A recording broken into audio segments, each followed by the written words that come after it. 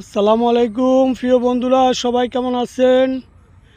আপনারা দেখতে পাচ্ছেন আমাদের পানি একবারে বলতে নাই ফাঁতরে। দেখতে পাচ্ছেন জমি সব খালি, সব ঘাস জমির ভিতরে। একটা জমিও ছোঁয় না, শ্বাস করে নাই, কারণ জ্বালা নাই। জ্বালা পাইবে কই? জ্বালা সব পানি নষ্ট হয়ে গেছে।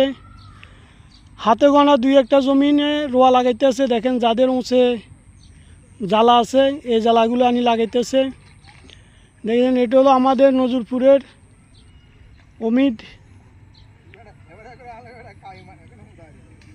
অমিদে রোয়া রুইতেছে কত সুন্দর করে। দেখেন অমিদ আর অমিদের মামায় রোয়া রুইতেছে এই হাতরে, আর কেউ নাই। অমিদ আর অমিদের মামা। তো সবাই দোয়া করবেন তাদের জন্য, তারা যেন ভালো একটা ফসল পায়। ধন্যবাদ সবাইকে।